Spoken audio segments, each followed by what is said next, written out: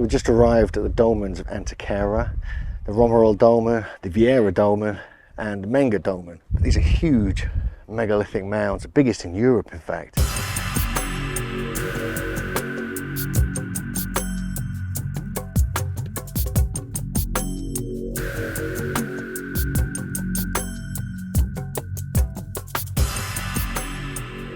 It's really interesting actually. The tomb behind me is called the Viera tomb, and it was discovered in 1903 and 1905 by the Viera brothers, not Jim and Bill Viera of Search for the Lost Giants fame and Giants on Record book.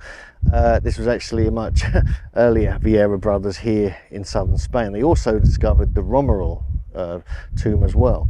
So the one behind me is the Viera one, and further in the background is the Menga Dolmen tomb, largest in Europe. So we're going to check out the Viera one first. So we're inside the Viera Dolmen here in Antequera. It's a very interesting place. You can see behind me there's like a small niche in the end stone going into a chamber. This we do find in places like Sardinia and other Iberian islands all over the Mediterranean. And it's about 21 meters long, but they say it could be 22 meters long. It's orientated, it faces outwards to the east, but it's just slightly off east. It's 96 degrees rather than 90.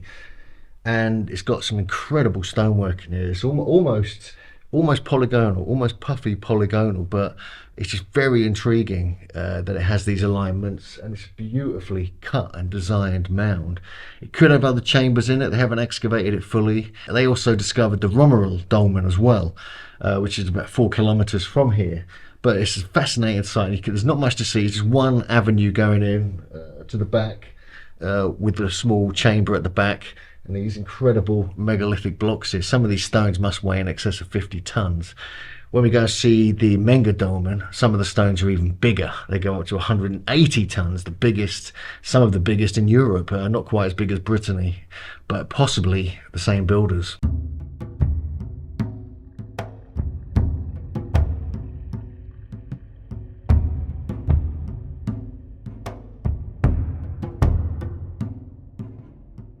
Looks like we found the guardian of the Viera Chamber.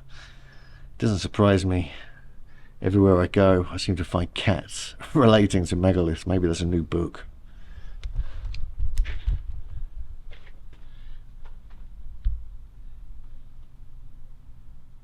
Okay, so we've just come out of the Viera Chamber.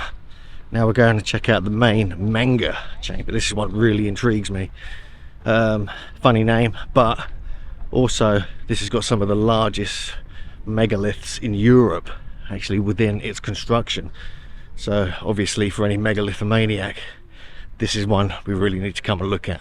So we're just approaching the Menga Chamber now, and you can just see immediately huge capstones. I mean, look at the size of that. This is just on the outside of it. Let's get in and take a closer look. Get blown away by this incredible, mighty megalithic temple.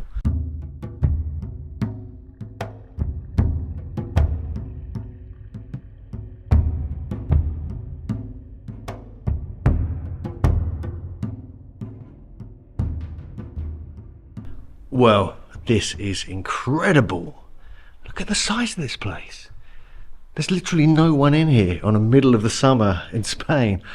And just look, you've got these huge posts here holding up the huge lintels. I mean, one of these lintels, I'm not sure which one it is, said to weigh 180 tons.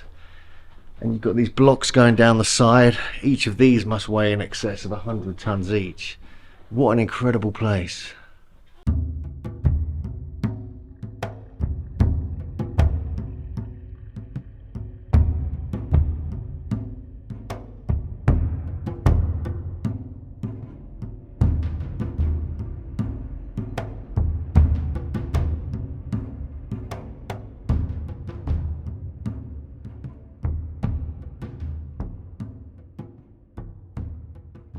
So I'm just standing at the entrance to the main Menga Dolmen here near Antequera. Just above me here you can just see the size of this huge capstone. This could be the one that weighs 180 tons. I'm not sure because you can't see the tops of the other ones, but the thickness of it is incredible. It must be like several feet thick, 6, 5, maybe 4 or 5 feet thick rather, and it just shows you that they had a very high level of megalithic technology here in Spain, going back to at least 5,000 or 6,000 years ago, according to official documents. They actually found about 100 skeletons in here. Where they are now is unknown. I think some of them might be on display in some of the museums around Spain, but I'd be interested to know if any of them had elongated skulls, any of them were of giant stature, or anything like that, unusual characteristics, anatomic anomalies, etc. Because just the level of technology, the level of sophistication here is very, very amazing when you look at it compared to other sites in the area. Obviously we find very similar constructions in Malta, also in Sardinia, where you get this kind of square niches, and obviously Ireland as well, and England. This is very similar to Newgrange in many ways, and I haven't seen any examples of spiral carvings here yet, but nevertheless there are cut marks here, which I'll show you some examples of now.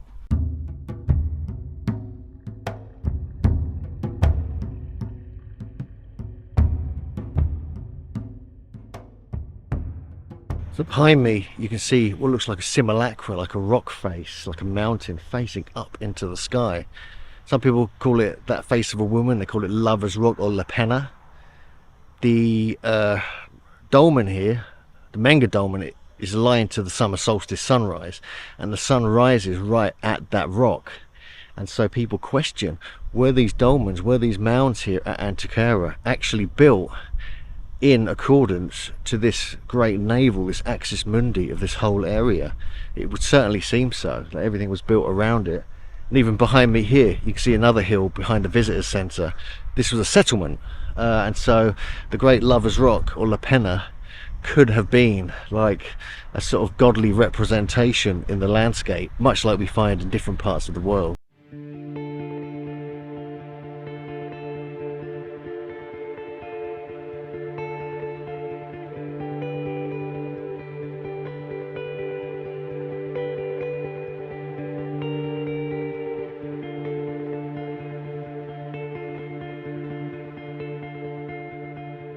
So just behind me is the Romeral Dolmen.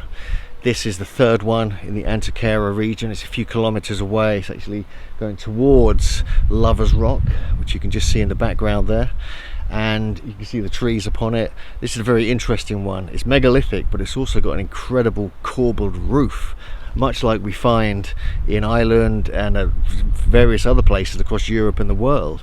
So there's incredible masonry here that I'm sure the Viera brothers, who actually discovered this, the other Viera brothers, were very interested in the way they've done it. So it's got a few different chambers in here. Dates back, it's slightly earlier apparently than the other sites, but it's actually orientated to 199 or 200 degrees, which is a very unusual orientation, the most extreme westernmost extremes being picked up by people who would witness it from inside the chamber. Let's get in and take a closer look.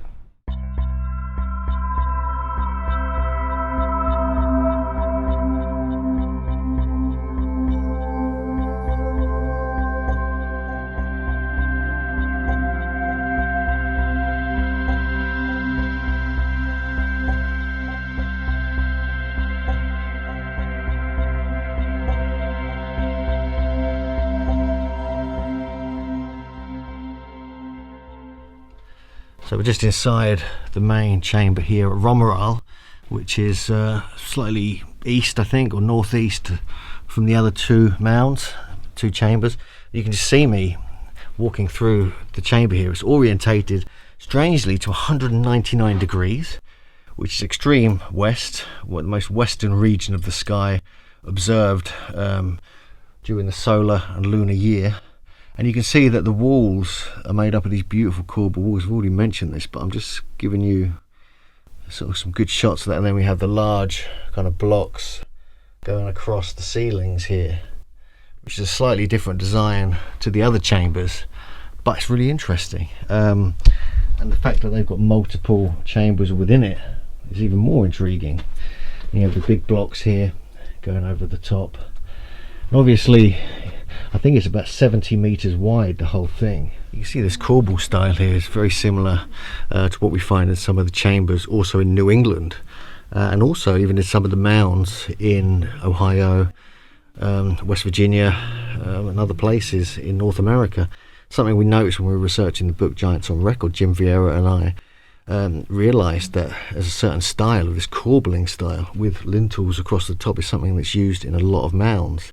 So in a way, this is really similar to what we find in North America. Obviously, it's very similar to Newgrange and many other passage chambers throughout Europe.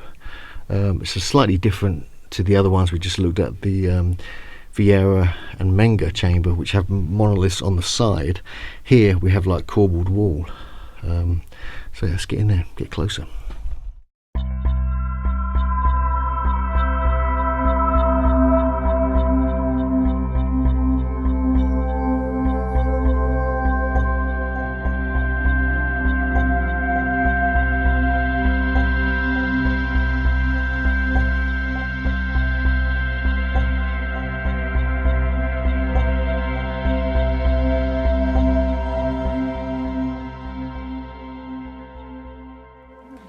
So you're not allowed in this end chamber here, but it's very cool that they've put a mirror there so you can actually see the ceiling.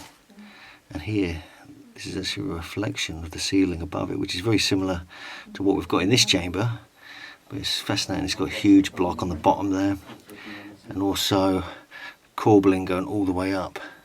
It's got a couple of big stones on the left and right there as well. Very, very interesting.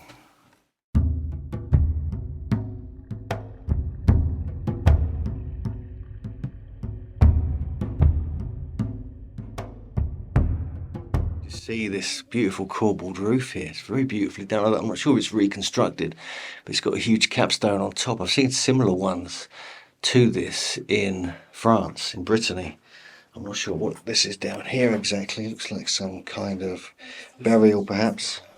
One of the other things they would do in these chambers, which this is quite a good example actually, is that it's a beehive chamber. So you've got the beehive shape. And you've got when the wind blows, and it's blowing quite hard today actually, you would get a build-up of ions in the air, and you get this separation of air molecules, which would create some kind of electric charge, which is something that John Burke discussed in detail in his book Seed of Knowledge, Stone of Plenty. And I'm getting the vibe that they would place seeds in here, and this whole area was... There was obviously a settlement here going back 5,000 or 6,000 years. And so this again, much like the dolmen we saw yesterday at Ronda, was probably a similar design. This could have been a development of the design. Before they just had megalithic blocks making up the stones. But I think they may have realized somehow, maybe through intuition or shamanic techniques, that actually the beehive shape creates the best energy for these seeds to strengthening and to become more fertile. And I would imagine this whole area was built with all this in mind. All these sites here were built with that in mind, because obviously you get that same kind of energy in caves. And so these are like modern caves really. Well, not modern, these are ancient, but these are, you know, prehistoric versions of caves. And so I'm just sort of getting the vibe that that may be the case here. It could also have been an initiation chamber, because the same energy we're dealing with here, same kind of fertility, electromagnetic, or whatever you want to call it, energy, is actually enhances consciousness. And I feel very similar here to what I felt inside these huge caves south of Ronda yesterday. Absolutely, really similar, really clear energy. It's almost like there's a sort of naturally kind of energetic, sort of perfect feeling which you get in these sites. Obviously we have a lot of tourists now messing it all up, but in a way that keeps it alive, that keeps the energy alive, that keeps everything functioning and working in order. So yeah, I'm just very impressed with these sites here in Spain. It's sort of, they've kind of surprised me. I didn't realise the stones would be so large, especially in the Menga Dolmen, but also it looks like they had a technology here and they were working with the energies in the local landscape.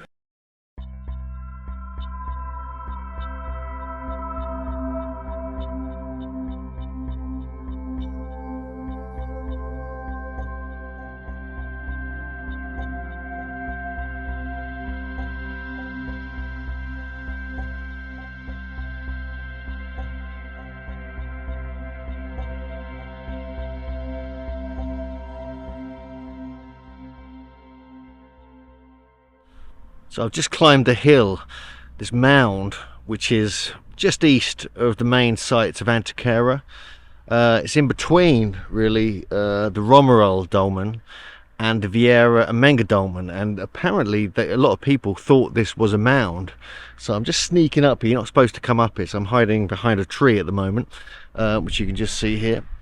And I want to inspect the ground. They've ploughed it up, so there may be some artifacts here. There may be some arrowheads, flints, things like that. Something that Andrew Collins has sort of taught me about.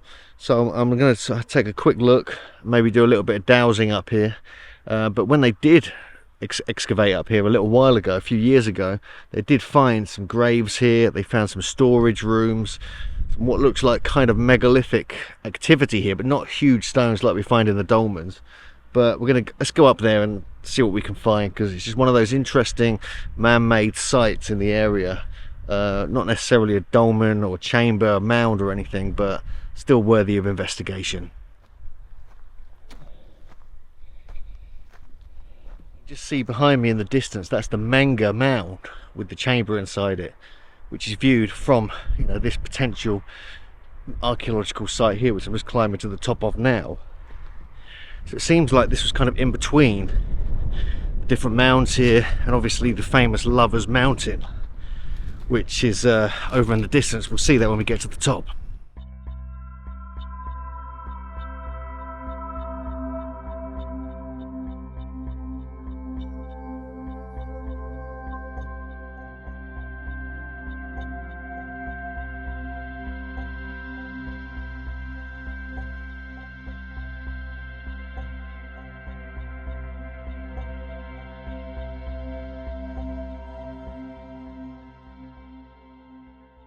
So behind me in the distance there, you can actually see the great simulacra, the face of the so-called Indian, or the Sleeping Beauty, or the goddess, or the lovers, sort of lovers rock it's called. And before that, just over down below its chin in front of us, is the Romeral mound. You can see that with all the trees on over there. I'll zoom in a moment.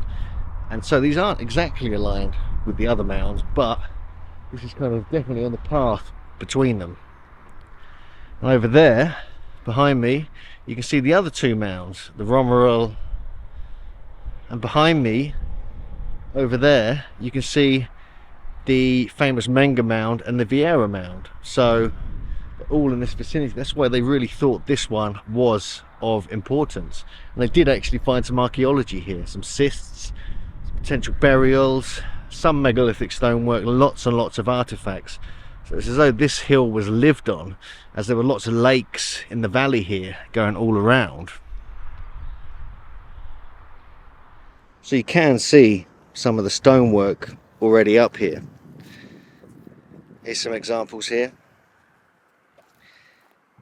This clearly shows the area where it was obviously excavated a few years ago. See other examples here and here.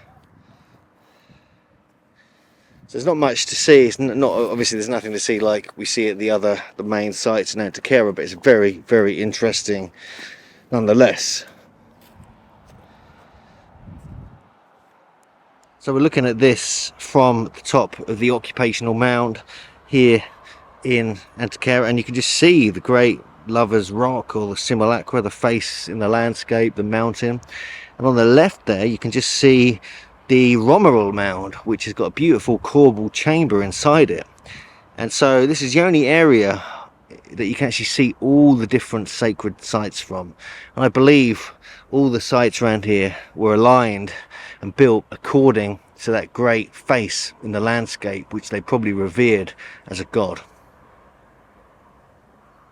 So we have found a few pottery sherds up here, not too many, just saw a few on the way up. So it's interesting because this is like, you know, as we see with Göbekli Tepe, this is like the occupational mound, whereas the other sites were either the ceremonial places, which are probably, and they were where you placed your seeds to guarantee fertility, and probably they were kind of like the sacred temples of the ancients, whereas this was occupational mound where people would live around it. Obviously you can see any enemies come up from other areas. You've got a good view of the horizon here for solar, astronomical and lunar observation, and you've got a view of all the different sacred sites here from this particular spot, which is the only spot you can see everything from, both sides of it. So it's very interesting, very beautiful area here in Antequera.